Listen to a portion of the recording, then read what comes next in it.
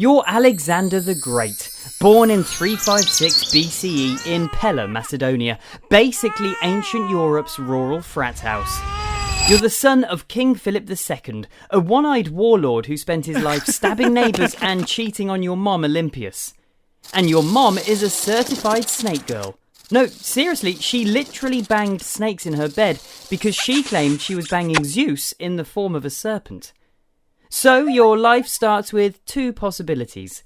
You're the son of a king, or your real dad is a giant snake god. Sucks both ways. You're 12 and already punching people for fun.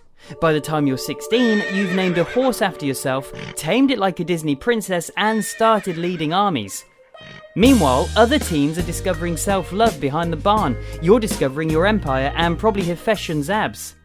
You're out here in eyeliner, oiled chest, soft curls, giving twink energy, while also committing large-scale murder. You're the human version of, he looks like he moisturises, but will burn down your village. You're obsessed with Achilles, like, way too obsessed. You carry around a copy of the Iliad like it's your emotional support boyfriend.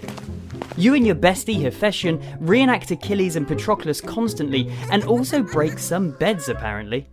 You're not just roommates, you're doing the ancient Greek version of Netflix and chill, except it's siege and spill. And let's be honest, your friendship is holding hands, intense eye contact, and some, we're not gay but we took a bath together in silence for 45 minutes. You even run naked around Achilles' tomb with Hephaestion. Who does that? That's an ancient thirst trap, creepy and possibly haunted. Anyway, your dad gets stabbed at a wedding. You're like 20. Do you grieve? No. You grab a sword, claim the throne, and go full Game of Thrones on your stepfamily by having them all executed. You then decide Macedonia's not enough. You want Persia. You want everything, including that pretty boy in your court. You start collecting cities like Pokémon, and within a year, you're undefeated and probably have syphilis. You conquer Asia Minor, Syria, Egypt, and when you enter Egypt, they straight up declare you a god. You're like, I know, also, where's the hottest priest? That's a little too much of an ego boost for your arrogant self, but who cares? In Egypt, you meet the Oracle of Ammon, who supposedly tells you you're the son of Zeus. You totally believe it, because how else would you be able to go 12 rounds in a tent with Hephaestion and still invade a city the next morning? You're not just a king now, you're a glow-in-the-dark, snake baby demigod with trust issues. Then you march into Persia and meet Darius III, King of Kings. He flees so hard and fast, even his mom starts calling you her son. You start dressing like a Persian, flowing robes, eyeliner sharp enough to assassinate someone, and a golden diadem, and at this point, you're just trying too hard to get laid. Your Macedonian soldiers are obviously not thrilled. They're like, bro, we didn't sign up for RuPaul's Drag Race, but you're too busy humping random dudes to listen. And then there's Bagoas. Oh boy, Bagoas. He's a young Persian eunuch.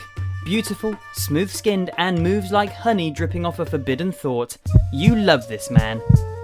One night, in front of all your generals, he dances for you. Shirtless, oiled, hips doing algebra your army can't solve. Your soldiers swallow their wine wrong. One dude definitely pops a boner under his armour. And when he wins the dance contest, which you rigged, obviously, you grab him, tongue first, like you're trying to conquer his soul and his tonsils. You don't care about who's watching, you're drunk, you're divine, and you're definitely into dudes. It's a power move, and maybe your generals start wondering if they need to start shaving their legs. One guy dropped his goblet, another guy starts questioning his sexuality, and the third is just praying he won't have to clean the sheets tonight. But not everyone's a fan of the new vibes, especially Cletus the Black, a loyal friend who once saved your life in battle. He gets drunk at dinner and calls you out. You've gone soft. You think you're a god. Your dad was better. You're 6 goblets in and 1 insult away from snapping. So you grab a spear and impale him right there at the table. Then promptly collapse into a puddle of guilt and smeared mascara. You don't eat and you keep sobbing. You try to yeet yourself into the underworld out of remorse. You didn't just kill your friend, you killed your last connection to the old you. But your solution to emotional trauma isn't therapy. It's conquering more stuff. You head to Babylon, Persia, India, and along the way, your kill count and your body count are in a race. You meet King Porus in India, who shows up on a freaking war elephant. It's the most dramatic entrance you've ever seen, and you respect that. You probably thought, damn, big elephant. Wonder what else is swinging down there. After the bloodbath, you actually make him a satrap. That's your thing. Kill him, then promote him. Toxic, but consistent. But your army is over it. It's hot, they're tired, their feet hurt, they're homesick, and they haven't nutted without a goat watching in over a decade. They mutiny, and for once you listen and turn back. On the way, you throw the world's messiest wedding. You marry 2 Persian princesses because one wasn't enough for your bisexual mess of a soul, and you force 10,000 of your soldiers to marry Persian women too. It's not even a wedding, it's state-sponsored speed dating with geopolitical consequences. But you're thriving. You throw banquets, parade around like a peacock in silk, and get drunk like it's an Olympic sport. Then you reach Babylon. Big city, big mood, and big dick energy.